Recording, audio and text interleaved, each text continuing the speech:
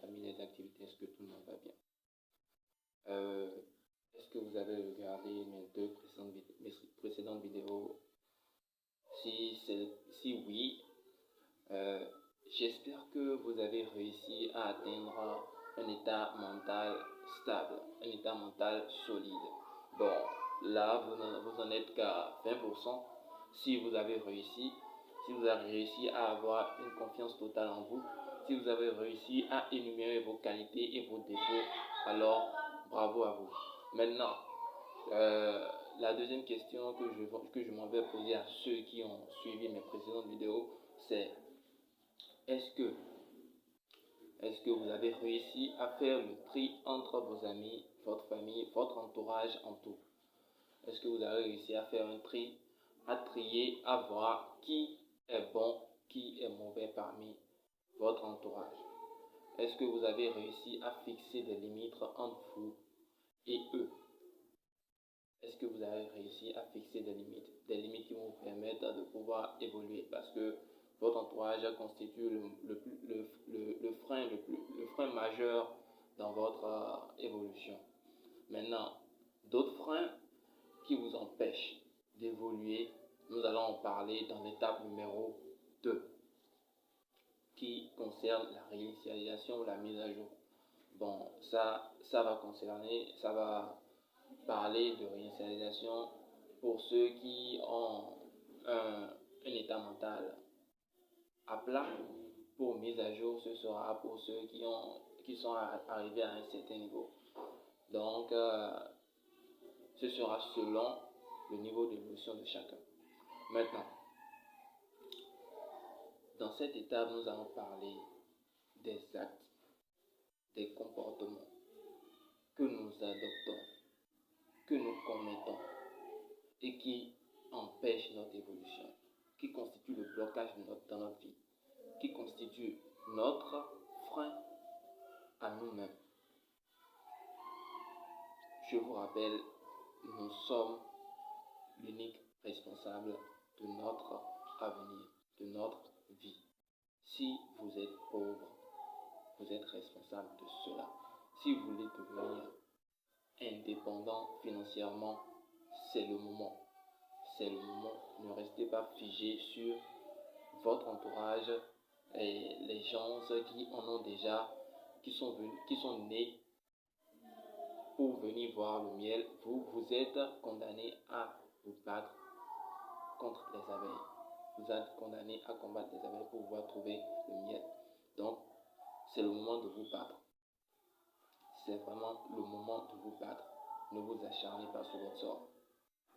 Donc, nous allons parler des problèmes qui vous freinent, des problèmes qui nous freinent, qui nous empêchent d'évoluer considérablement dans notre état financier, dans notre vie. À tout de suite.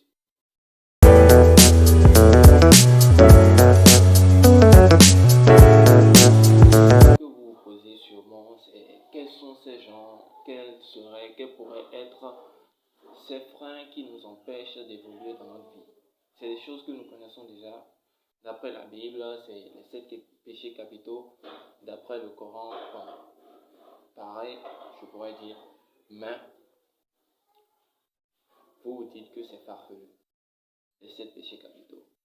Bien sûr que c'est farfelu, mais c'est des choses qui nous empêchent d'évoluer. Moi, je vais commencer par la colère. La colère est un acte vraiment désastreux. La colère peut détruire n'importe quoi. On a déjà vu des gens en colère qui meurent sur le champ. J'avais parlé de l'état mental. Ici, nous allons voir l'avantage de l'état physique dans votre évolution. Une personne malade ne peut pas aller travailler. Une personne malade ne peut pas investir. Une personne malade ne peut pas suivre ses investissements en trading. Une personne malade ne peut pas faire ci, faire ça. Une personne malade ne peut pas chercher du travail. Donc, l'état physique est aussi primordial. C'est d'ailleurs la première étape. C'est le premier état nécessaire pour pouvoir évoluer. Si vous n'êtes pas apte physiquement, votre état mental sera littéralement inutile. Est-ce que vous voyez? Donc, ici, je parlais de la colère. En quoi la colère peut vous empêcher d'évoluer?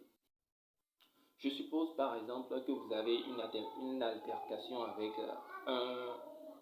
un employé de votre boulot, disons un collègue de boulot, une petite altercation, une petite dispute et tout part en couille. Vous devenez complètement incontrôlable, vous êtes le genre de personne qui, à la moindre histoire, prend tout à son cou et commence par faire du bazar, du frais désordre. Lorsque vous faites ça au boulot, quel sera l'avis de votre patron? Le patron sûrement va vous envoyer, va vous renvoyer. Il va sûrement vous licencier. Et ça, ce ne serait pas une bonne chose pour vous. Ce ne serait pas une bonne chose pour votre famille. Quoi qu'il vous arrive au boulot, je vous en prie, gardez le sang-froid et apprenez à supporter. Apprenez à supporter. Apprenez à supporter. Apprenez à endurer. Est-ce que vous voyez? Apprenez à endurer. C'est vraiment très important. Ceci, les 7 péchés capitaux représentent en fait la partie numéro 1 de l'étape de la réinitialisation et de la mise à jour, l'étape numéro 2. La deuxième étape va concerner les grands points qui vont vous permettre de pouvoir pallier à ces problèmes. J'ai parlé de la colère, vous voyez à quel point la colère peut être destructrice. Vous voyez à quel point la colère peut être destructrice. Suppose vous êtes à la recherche d'un boulot et que par exemple vous déposez votre dossier et que suppose que l'un des employés de l'entreprise à laquelle vous avez déposé votre dossier, vous connaissez déjà avant comme étant un bagarreur, le genre de personne qui ne laisse jamais passer quoi que ce soit. Vous êtes le genre de personne qui est vraiment incontrôlable quand il s'agit de se défendre soi-même et tout ça. Si un des employés apprend ça au patron, croyez-vous que vous allez pouvoir décrocher le travail? Le patron ne vous appellera jamais. Apprenez à vous contrôler. Apprenez à vous contrôler. Quand quelqu'un vous fait quelque chose, même dans votre vie normale, que ce soit au boulot, à la maison, ou n'importe où, parce que quoi que vous fassiez, ça va vous rattraper un jour ou l'autre. N'importe où, apprenez à garder votre sang-froid. C'est une chose très importante. La colère est l'un des problèmes, l'un des plus grands problèmes dans notre état mental, dans notre état physique et mental à la fois, parce que c'est un peu une combinaison des deux. Dans nos comportements, voilà, dans nos habitudes. On dit bien que l'habitude est une seconde nature. Si vous pouvez éliminer la colère de vos habitudes, vous pouvez évoluer, je vous en prie. Commencez par éliminer ce fléau de vos comportements, de vos habitudes. D'accord? Et après ça, nous allons parler de la luxure. Qu'est-ce que la luxure? La luxure, c'est lorsque vous êtes une personne dépensière.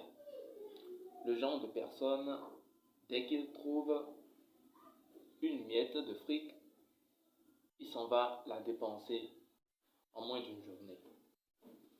J'ai demandé dans la partie numéro 1 qui parle de myself, la partie de l'introspection. Dans l'étape numéro 1, j'ai demandé que feriez-vous si on vous donnait 200 000 francs. Une personne qui aime la luxure, une personne qui aime dépenser, une personne qui n'a pas des économies, une personne qui aime faire la vie, dépenserait ces 200 000 francs en moins d'une journée. Suppose, qu'il va peut-être lancer un pari foireux sur OneXBet, peut-être pour 10 000 francs, 50. Il prend un hôtel, il prend une chambre d'hôtel pour 25 000 francs la nuit. Il prend une pute très coûteuse et après ça, il s'en va faire la fête avec ses amis. À quoi ça lui sert? Et après cela, maintenant, il va commencer par crier qu'il n'a pas l'argent, qu'il y a la galère et tout et tout. Nous avons vu des étudiants à l'université qui prennent l'argent de la scolarité, pour acheter un iPhone. À quoi cela lui sert d'acheter l'iPhone puisque l'iPhone ne va pas le nourrir? Un iPhone ne vous nourrira pas. Une pute ne vous nourrira pas.